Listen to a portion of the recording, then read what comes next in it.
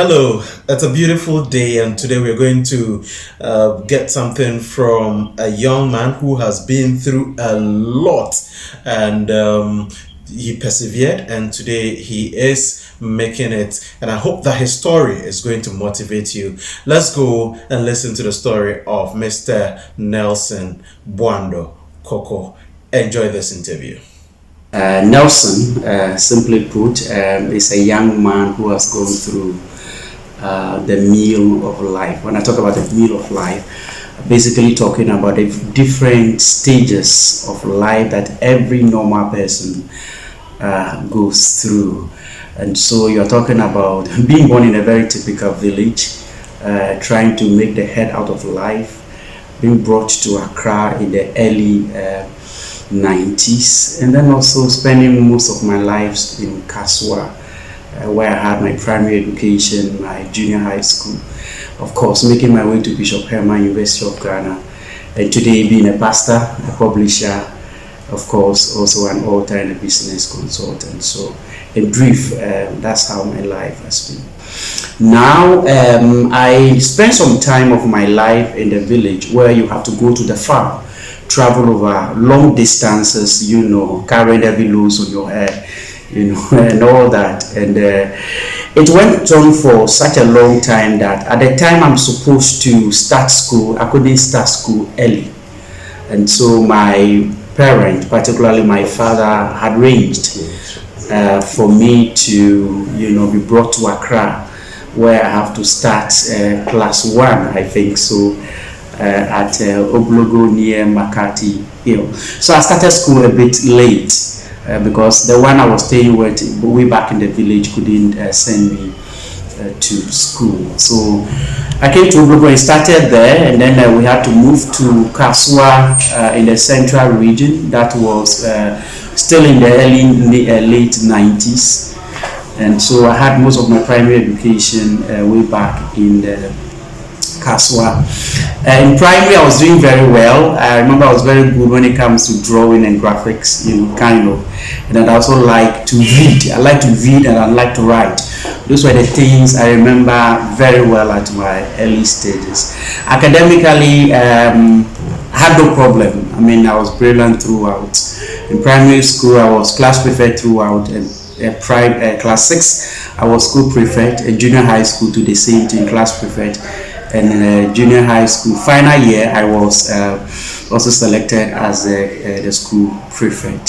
So that was junior high school. I had one of the best grades way back in junior high school, and I happened to qualify for the Kokobo scholarship. I don't know if that scholarship scheme still runs. So for 3 years in senior high school, Bishop Herman College, I didn't pay school fees. I just enjoyed throughout. Very fantastic moment. Of course, my senior high school too was great. All throughout these periods, reading and writing was always part of me. I remember way back in Bishop Herman, I would get a particular part of the blackboard and be putting my motivational and inspirational quotes there. Sometimes I get some opportunity to share the word of God and share some inspiring words with the class. So that's the way it has been. So Bishop Herman College, I think I remember I also won the second best biology student in the school during our 50th anniversary. Yeah, so academically, I have no problem in that area.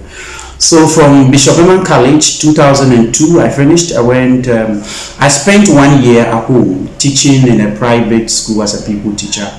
And then finally, I made my way to University of Ghana, 2004 to 2008. I did family and consumer sciences. It used to be called home science way back then at the University of Ghana. So educationally and throughout the period, that is what has happened. When I was growing up, I couldn't go to school early because I had to stay with one of my, I think, uncle or something. And I spent most of the time going to the farm and working on the farm. But when you see my legs, you see a lot of sores and things. Anytime I see them, I remember in those early years when I had to travel over long distances, carrying loads of food stuff and things to the farm and back, and all that. And then so that was before I started preschool. Then the other remarkable fame also happened when I was in senior high school. So at senior high school, second year, my mother fell sick. This is important because my mother was some kind of like the breadwinner at the time, because my father has lost his job. So I mean, everything went down. I remember when I had to register for my senior high school exams, WASI, I have to, together with my father, be combing around, trying to get somebody to help raise money to pay for my final WASI exams. So imagine that period, your mother is sick, business is down, everything is so bad, and managing yourself in senior high school, when your Gary get finished, when your Shito get finished, getting money to do things. I remember in those days, some of my mates will come back on holidays and they attend extra classes, physics, chemistry, biology, and other things, and you come home and you have to go to the market. So SS2, SS3, anytime I'm holidays, I go to the market to go and sell fish. You have to help to sell the smoked fish, because my sister was in there to help my mother who was sick at the time. My mother's sickness took about 10 years. So that really affected the family, and it also, of course, affected myself also. I remember I had just some few textbooks, my biology and chemistry, those the ones I could afford way back in school. Most of the books I had to use to study, I have to borrow from friends, because things were really, really very hard and tough and very difficult for us way back at home there.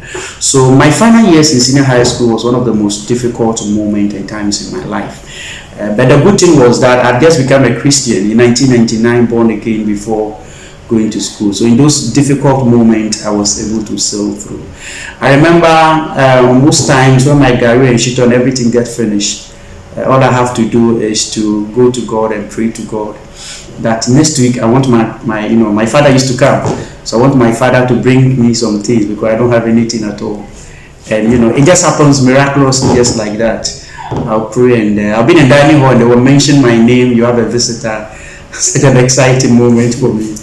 I just go and meet my father. So it was a very difficult time, but I managed to sail through and finished well and got to Lagos.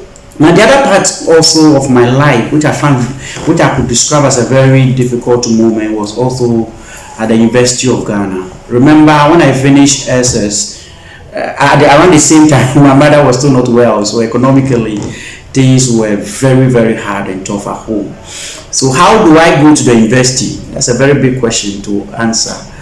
And even if I get admission, how was I going to raise the money needed to pay the school fees? Another thing, forget about hostel and accommodation on campus and all that.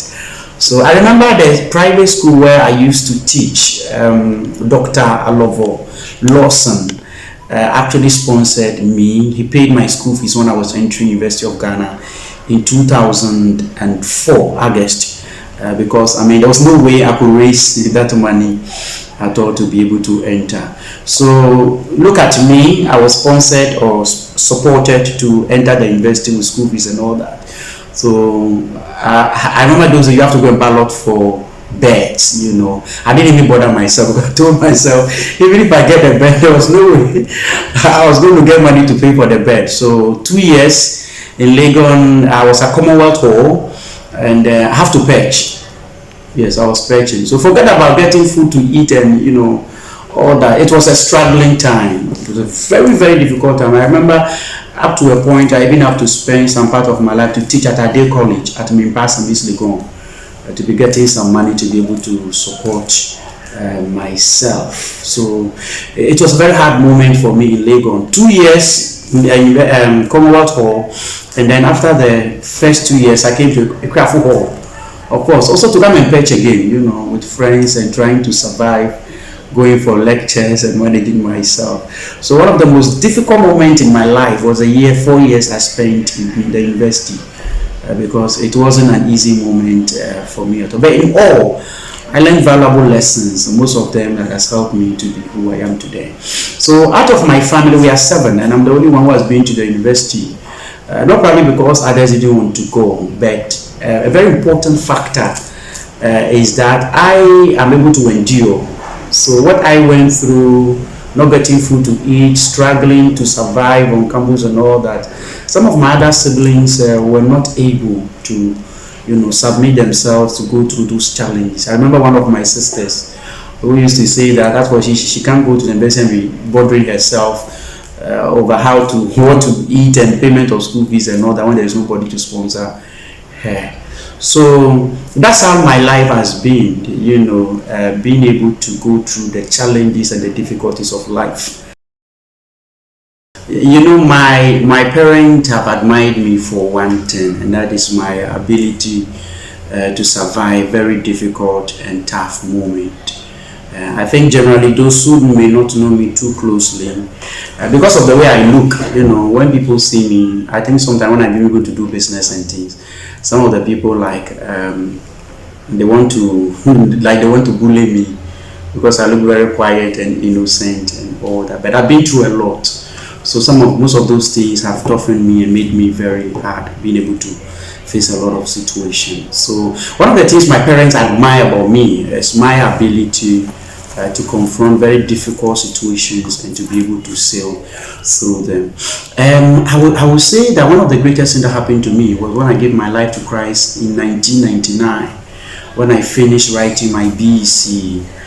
It's a very remarkable moment in my life because I think most of the great things that started happening way back then and even up to today could be traced to that moment. I remember when I became a Christian, that's when I developed the interest in writing. So I dedicated most of my time reading motivational books, reading Christian literature in my early days after junior high school. And I didn't know today I'll be writing a lot of books and even go to the extent of publishing books for other people. But I don't know, some way, somehow, my eyes got opened that I should dedicate my life to reading and writing and talking and training people. So I carried this to senior high school.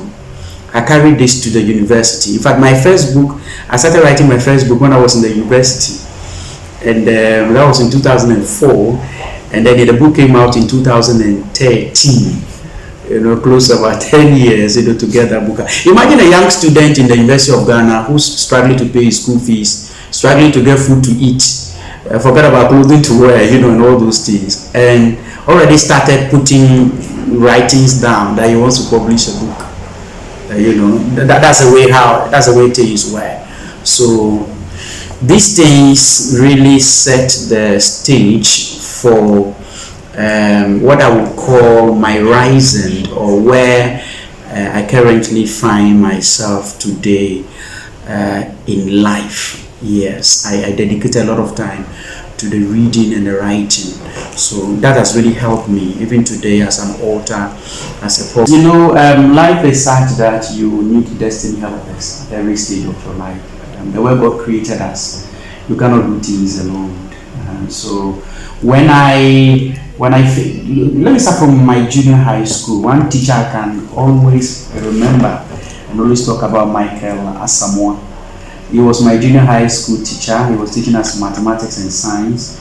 But he liked me so much that when I had to go to Bishop Herman, he went with me all the way to the school together with my father to register me and get me settled for school and all that. My primary school, I remember Madam Juliana Esau Kujo. She used to call me her boyfriend then, because I was a class captain and she liked me so much. And these people encouraged me a lot because I was doing well in class and she was always excited about me, praising me, and that gave me a lot of motivation.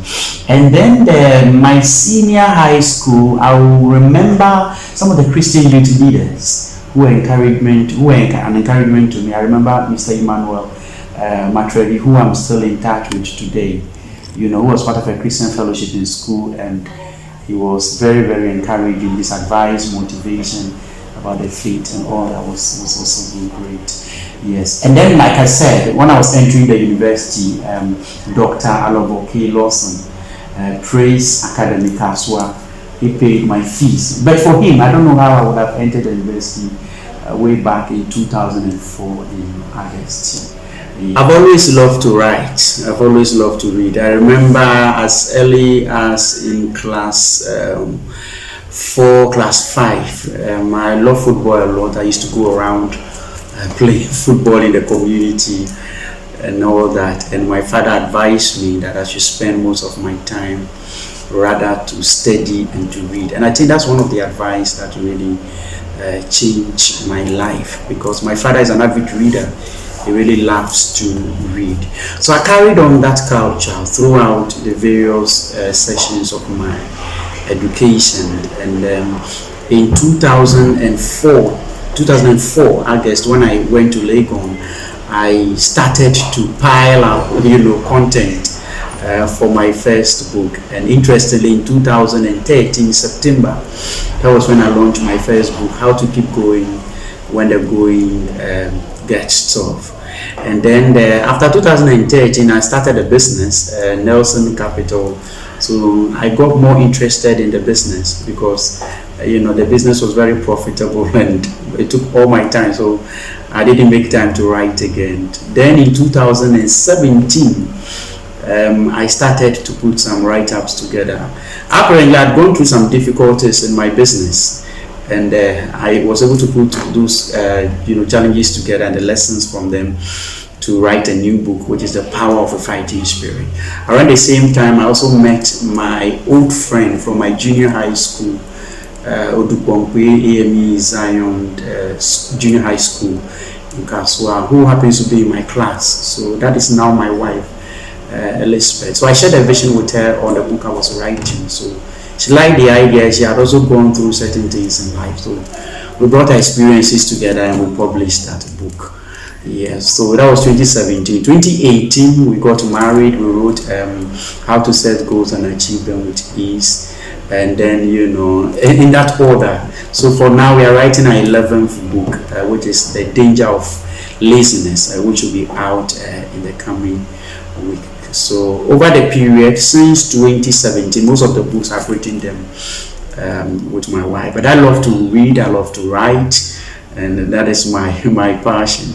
Interestingly, that passion to read, that passion to write, also some way, somehow, translated into a business. So now I've moved from beyond writing for myself, also helping other people, particularly Christian leaders and business people, also to be able to write their own books. I've written a lot. I've written in newspapers, Business Finder, Business and Financial Times, Go Straight Business, and a couple of them. I've worked with magazines and a couple of those and so forth. In terms of writing, I've done a very extensive work over the period. And I have always been a church person. When I became a Christian, 2nd April 1919, I've always loved to do the work of God, to preach, the word of God to people. Even this morning, we went for an outreach in the local community to share the gospel with the people. So I see business as a platform to be able to reach out to certain people with the good news of the gospel. Number 2, I also see business as a tool to be used to finance the work of God or the work of evangelism. That's a relationship that I see between business and ministry. Business doesn't affect ministry, and ministry doesn't affect business. Rather, the two of them become powerful tools that you can use to transform society. So if you're a business person, you're able to reach out to a lot of people. In fact, you even meet certain people that a typical pastor will not be able to meet, and it's up to you to use creative means to be able to evangelize these people as you meet them in the marketplace almost every day. So our ministry, Wisdom Empowerment Center, is a society transformational ministry, which means that it's a specialized ministry. I call it a specialized ministry because more like the traditional church setting, we are more focused on directly empowering and raising up people who become agents of influence in different spheres of society. So you are looking at politics and governance, you are looking at business, you are looking at media and entertainment, you are looking at family, you are looking at culture, and all those areas, very important spheres of cultural influence. So that's a focus of our ministry, Wisdom Empowerment Center. We started in Kumasi in 2019, so you can say we're still in a baby stage. But of course, we do a lot of outreach that transcends our age and of course our influences as well. Okay. At this stage, do we want to change? No, I think we can continue. Yes. Okay. All right. So, is there another thing you do that you want to delve into that? Yes. So I've spoken about the ministry, MBN publishing, yes. and then also financial evangelism ministries. Yes. So that's it. Yes, those are the other things. Okay. So now let's look at some other issues. Anyway, are we looking at a book on marriage soon from you? Yes, we are doing a book on marriage. We're actually partnering with a pastor to write it. That should be out next month. Yes. Could be a All right. So now let's look at issues. You are also a motivational speaker. Yes. Yes. So the youth of Ghana and Africa. Now let's discuss that. Generally speaking, what's your assessment of the youth as far as empowerment is concerned? Okay, so thank you for that. I've always said that as young people, we have to take the future into our own hands. I think sometimes people are not too comfortable when you say that, because it is easier to blame government, it's easier to blame institutions, be it non-governmental or governmental, for the challenges that young people are facing today. But I believe that young people have all the motivation they need today to become what they want to become. The challenge with today's young people is the ability to rise up to the occasion and rally all the necessary resources, including advice, mentors, and things, to be able to push their dreams across. It looks like most young people need a lot of pushing. So an example is that you can have a young person who may be coming from a very nice family background, who is affluent, but you realize that that young person averagely has not really been able to discover himself and his abilities and what he has to offer his generation. There's a lot of motivation around that young people can tap into in order to become what they need to become, without necessarily relying on government or agents, other agents in society, for what they want to become. So I would say that young people should not depend on anybody for what they want to do in life, particularly with their dreams. Once they take up the mantle, once they take up the challenge to confront their dreams and pursue them, I believe that every obstacle will move away and they will have what it takes to actualize their dreams. Every obstacle will move away. How be it? What are some of these obstacles? You're a young person yourself. Yes. Yeah. So let's see. You've moved some stretch. What are some of the obstacles that you've encountered that you believe a lot of young people Yes. Okay. So the first obstacle that every young person faces has to do with the character and the attitude of the young person. And this is very important. I have met certain people in my life that I think that probably if I had been better oriented and well positioned, some of those people would have led to my major breakthroughs in life. I believe that a lot of young people have a lot of work to do on themselves when it comes to their character and when it comes also to their capacity.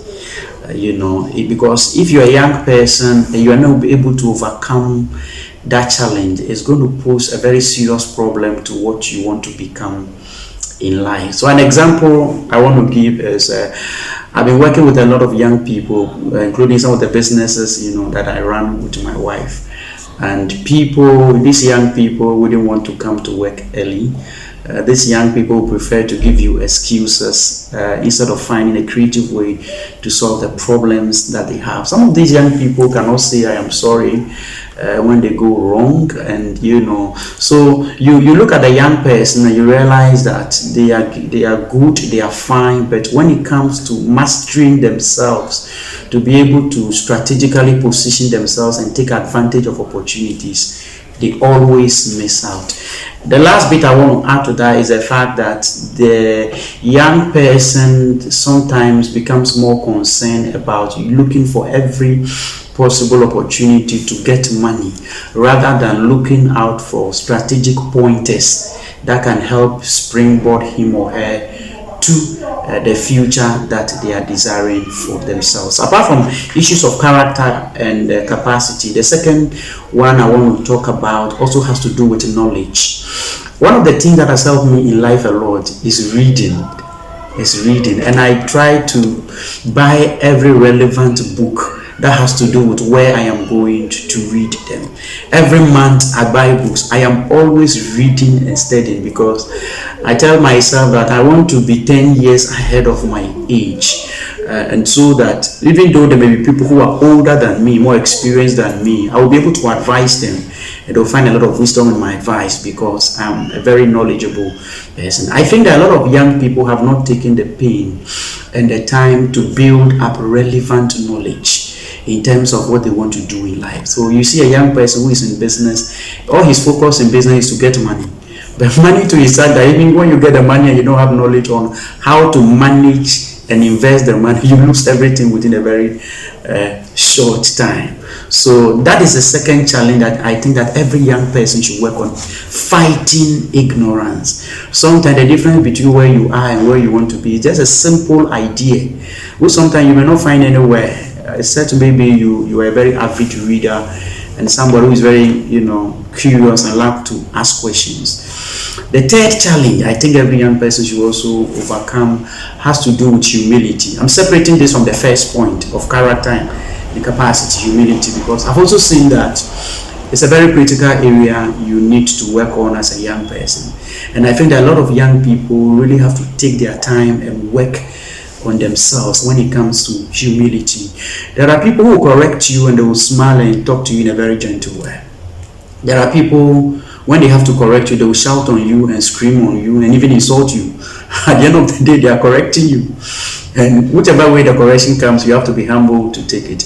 But many of us young people, it is not easy, to get people. Especially if you are brought up and your parent don't shout on you, your parent don't talk to you in a certain way, and you go to the office and your boss is talking to you in a certain way, you may not be able to handle it, and that can affect your career progression. So every young person who wants the best out of life must be able to understand the concept of humility, and probably I will link that up to service and the willingness to be able to serve others. Even if it means you may not get immediate returns, you build yourself that capacity that can help you in the future.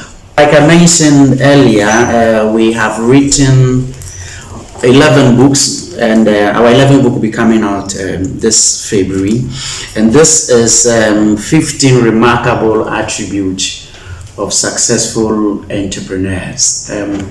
This is one of the books I love so much among the many books that we have written, and this talks basically about trademark characteristics of successful entrepreneurs.